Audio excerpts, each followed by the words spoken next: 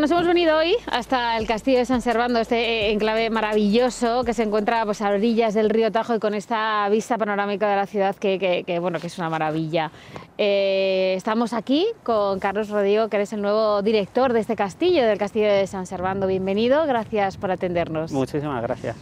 Bueno, Carlos, estamos en este lugar emblemático, como decía. Cuéntanos un poco la historia de este lugar. Sí, bueno, el Castillo de San Servando es uno de los lugares más singulares de Toledo, ¿no? Estamos hablando pues de un sitio, como es la ciudad en general, por la que han pasado pues todo tipo de culturas y civilizaciones, ¿no? Desde aquí han pasado pues desde ha pasado por aquí calzada romana, ha sido monasterio, han pasado musulmanes, aquí mismo tenemos unas tumbas antropomorfas y luego pues ha sido principalmente fortaleza, castillo, fortaleza defensiva desde pues tiempos prácticamente desde el año 1000 y pico, desde la conquista de Alfonso VI de Toledo. El castillo se construye en agradecimiento por su victoria en una batalla, ¿no? En la de Sagrajas, y por eso lo llama, como esos días los patronos eran Servando y Germano, pues se llama el Castillo de San Servando, ¿no? De hecho se comenta que el primer alcaide fue el Cid, ¿no? Que era pues uno de los caballeros de la corte en esa época. Y luego ya usos más modernos que ha tenido últimamente ha sido colegio menor, luego ha sido residencia universitaria y por último desde el año 97 es albergue juvenil. Es albergue juvenil, tú eres desde hace 2 años y medio aproximadamente, sí. Eres director, te ha pillado toda la pandemia. ¿Qué habéis hecho durante ese tiempo? Porque claro, ese es albergue abierto. Claro, ha sido una etapa complicada, pero también ha estado bien un poco para sentarse y ver qué se quería hacer más adelante y qué hacer mientras. De hecho, nosotros seguimos funcionando, porque siendo albergue y siendo un albergue público como somos, que depende de la Junta de Comunidades de Castilla-La Mancha, pues el empeño fue pues de dar servicio público. Y entonces aquí hemos tenido sanitarios, hemos tenido personas con situaciones de exclusión o con especiales dificultades por cualquier tipo de tema, y por lo tanto nosotros no hemos parado, o sea, no hemos estado cerrados en ningún momento, hemos estado funcionando, y ahí pues hemos remarcado un poquito más la función de servicio público. Y luego ya, cuando la pandemia empezó a remitir un poco, le dimos también un impulso cultural, porque era una época en la que teníamos todos, vamos, miedo de hacer cosas en interiores, y entonces pues pusimos los jardines a disposición y la verdad que hicimos muchísimos actos culturales y creo que en ese punto también dimos un servicio a la ciudadanía, que es de lo que se trata. Esto realmente ahora ya no es un monumento visitable, pero es verdad que está abierto a multitud de actos culturales en el que puede venir todo el mundo, como decías. Sí, por supuesto. Nosotros tenemos la doble faceta, tenemos la doble faceta de albergue, o sea, de hospedaje, y luego pues de actos de todo tipo, de institucionales, culturales, o sea, cualquier persona que quiera aquí presentar un libro. De hecho, en el último año y medio hemos hecho tranquilamente 40 o 50 actos culturales, ¿no? Entre presentaciones, espectáculos de danza, etcétera. Por lo tanto, está abierto a la ciudadanía y nosotros encantados de que la gente venga aquí, porque esto está para que el toledano, o sea, todo el mundo, ¿no? Pero el toledano principalmente pues disfrute de ello, claro. Además ha conseguido un premio de calidad, el mejor albergue de España en el año 2021. Sí.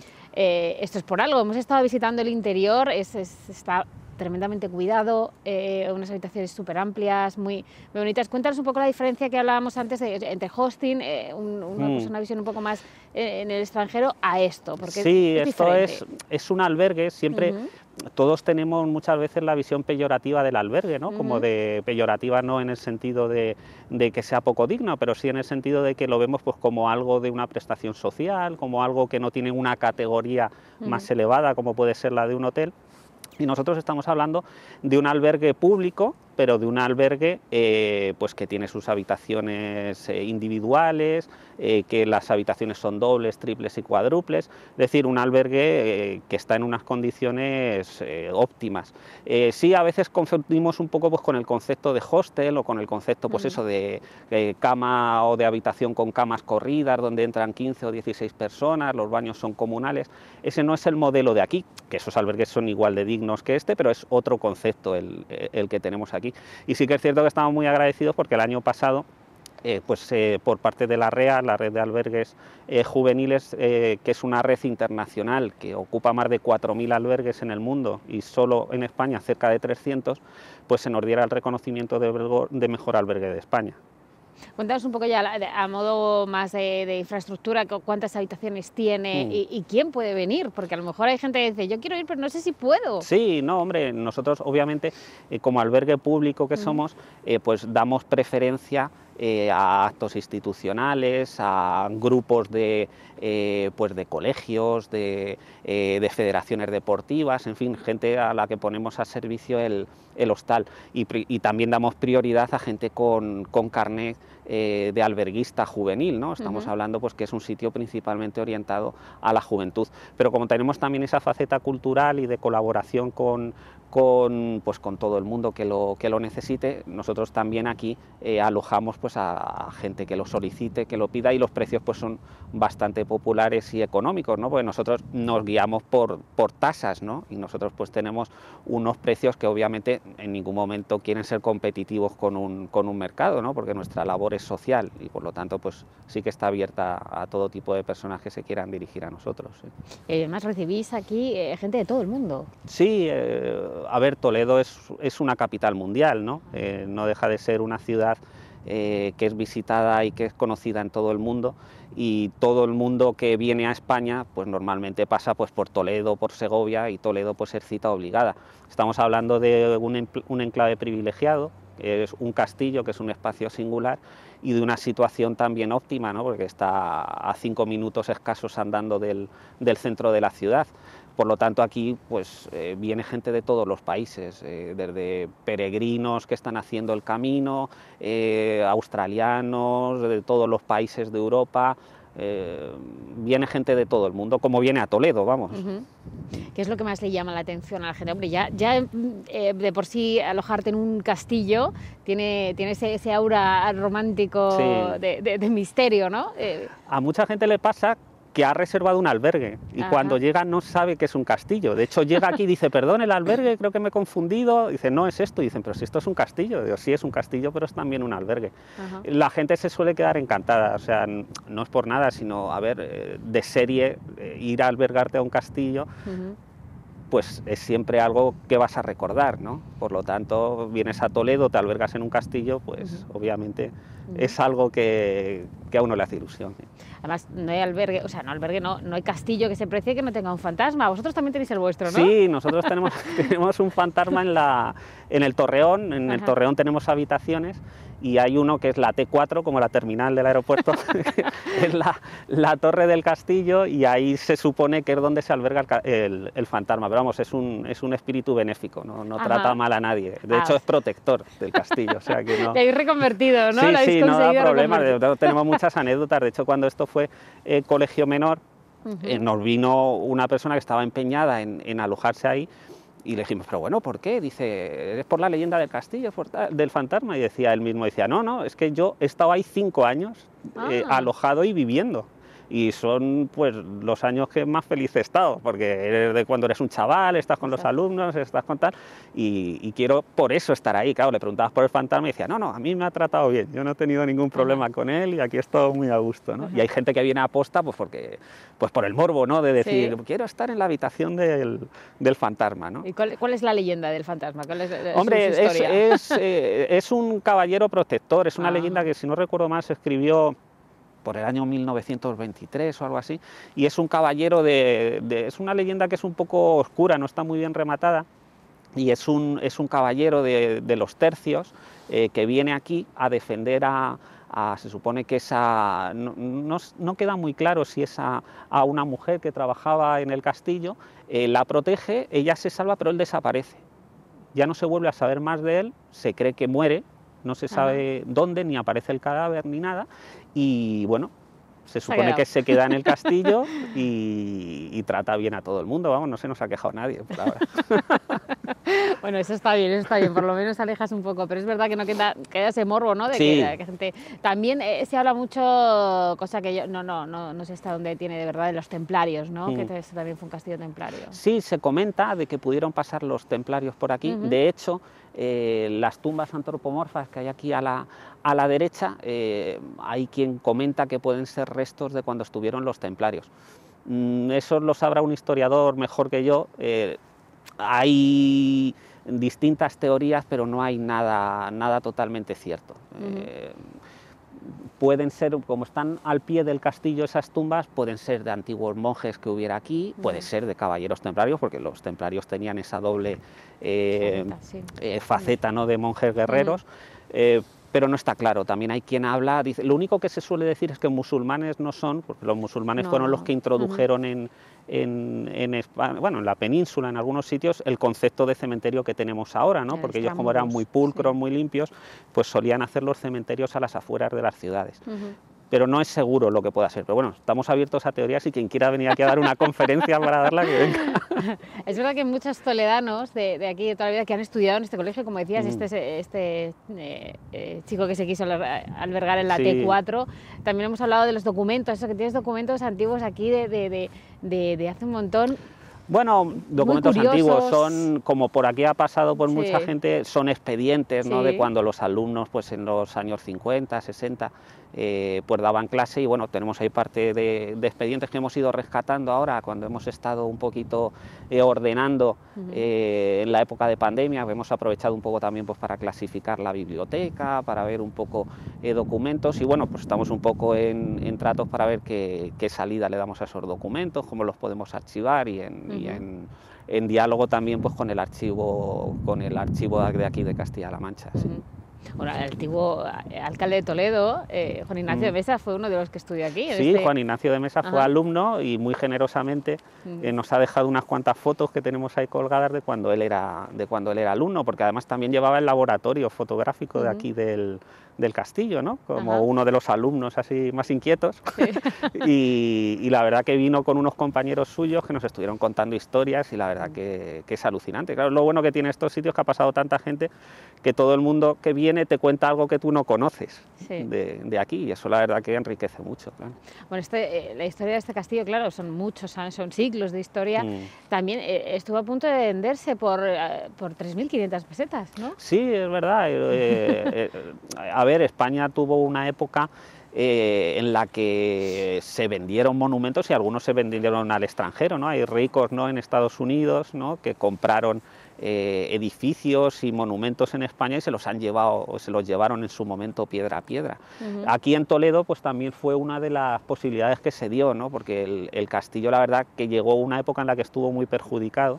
Estamos hablando de 1850 por ahí, que ahí fue el momento en el que se declaró bien de interés cultural, que fue el primer monumento, mejor dicho, monumento nacional, que el primer castillo que se declaró, y fue precisamente ya para evitar todo tipo de expolio, o sea, evitar, porque aquí ya estaba utilizándose de polvorín, o sea, prácticamente ya se cogía prácticamente las piedras y lo que sobraba pues para otras construcciones, para tal. Entonces ahí ya se logró que no se tocara, y aunque fuera que estuvo varios años sin que nadie lo tocara, por lo menos no se expolió, y entonces ya en el siglo XX pues fue cuando se hizo la gran obra en los años 50 y un poquito más adelante de reconstrucción del castillo, y se convirtió pues en establecimiento público, que es lo que le ha salvado de no quedarse en ruinas.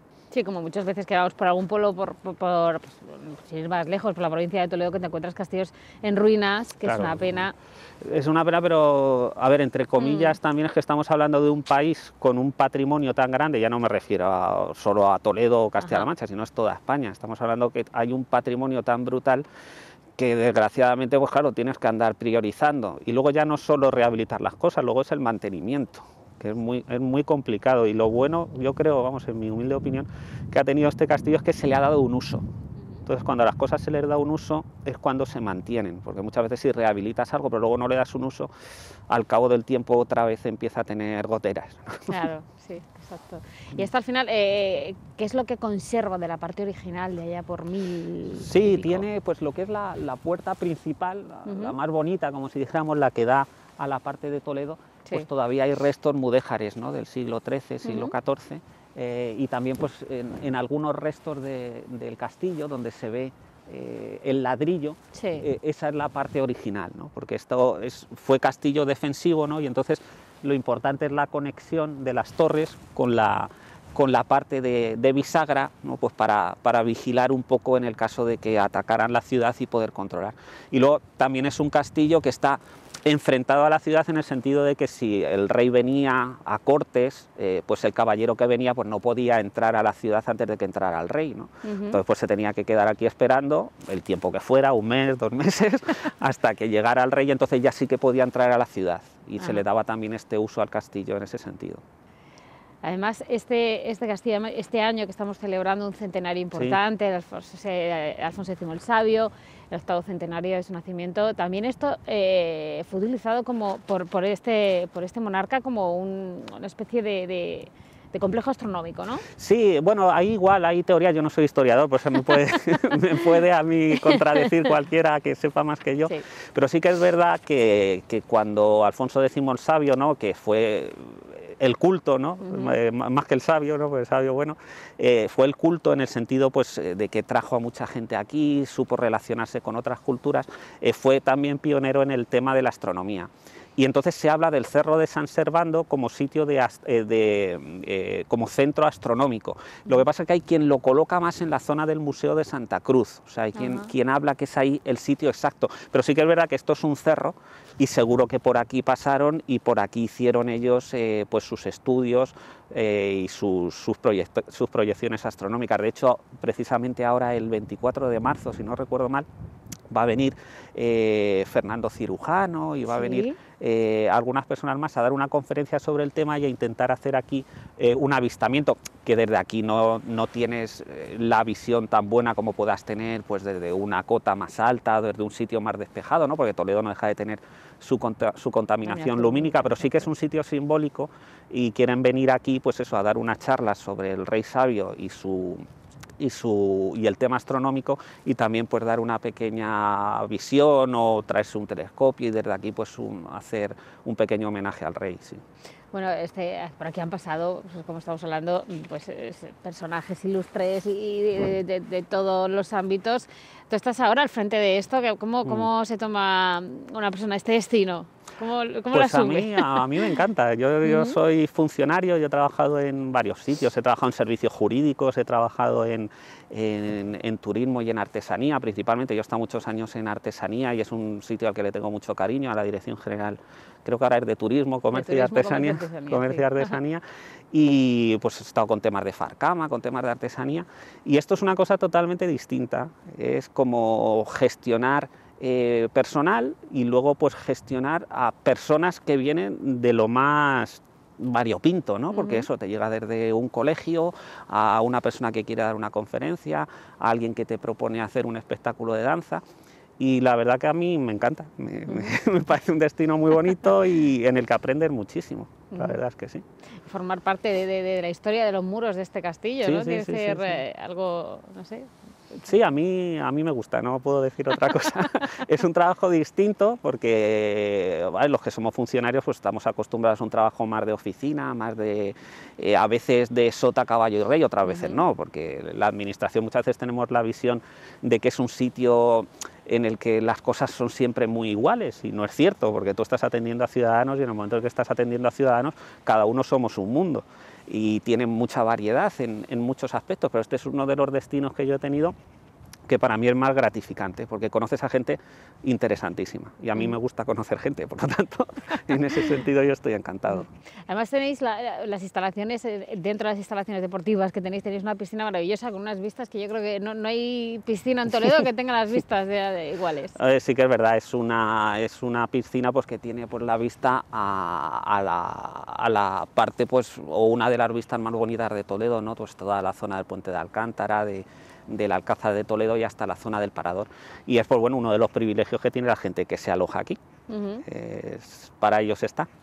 Además, uno de los eventos que se realizan aquí, normalmente en el Septiembre Cultural, el Erato Fest, está cogiendo mucha mucho protagonismo y la gente viene mucho, y además es justo aquí donde estamos, donde se celebra este tipo de actos, aparte de pues eso, presentaciones y tal, le dan mucho más renombre, ¿no? Sí, sin duda, estamos hablando de un escenario precioso y pues fíjate, para un concierto o para recitar poesía, pues qué mejor marco, ¿no?, que este. La verdad que el Erato es una iniciativa que a nosotros nos parece preciosa y que no solo se limita al castillo, sino que se expande por todo Toledo y que apoyan las instituciones, el ayuntamiento en primer lugar.